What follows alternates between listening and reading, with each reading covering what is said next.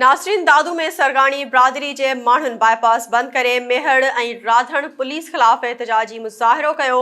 मुज़ाहिरीन जो छा चवण आहे ॾिसूं था। दादू खां SS न्यूज़ के रिपोर्टर अकील लाखो जी हीअ रिपोर्ट। असीं मौजूद आहियूं दादू के बाईपास वटि, जिते सरगाणी बिरादरी तरफां मेहड़ ऐं राधण पुलिस खिलाफ एहतजाजी मुज़ाहिरो कयो पियो वञे। मुज़ाहिरीन जेको आहे बाईपास बंद कयो आहे। अचो हिते मुज़ाहिरीन सां ॻाल्हि ॿोल कयूं त उन्हनि जा छा मुतालबात आहे। अब मसलो आहे लाचारी धुरनि सां असांजो जहिड़ो आहे। असांजा 3 माण्हू क़त्ल कया अथनि, 3 माण्हू असांजा मारिया अथनि।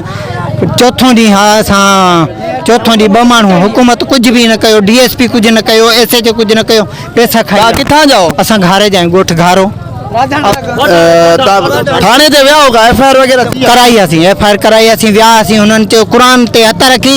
DSP मूंखे चयो क़ुरान ते भाउ असां साईं ते वियासीं मखदूम सुणे ते ज़ारत करण। उतां असांखे लाशारी ज़ोरो करे 6-7 स्कूटरनि ते हुया के अॻिते के पोइते असांजो भाउ पंहिंजो पीउ खसे।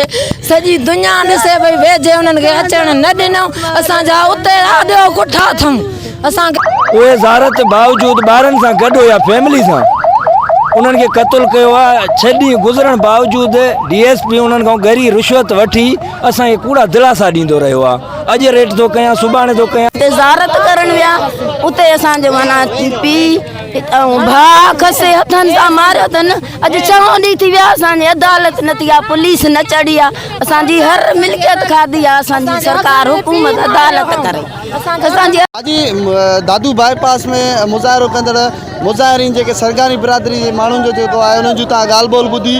हुननि जो इहो ई चवणु आहे त लाशारी बिरादरी जेके आहिनि उन्हनि हिननि जा 3 माण्हू क़त्ल कया आहिनि। हिननि जेका आहे FIR बि दाख़िल कराई आहे, पर पुलिस जवाबदारनि खे हिन वक़्त ताईं गिरफ़्तार न आहे कयो। कैमरा टीम सां गॾु अकील लाखो, SS न्यूज़ दादू।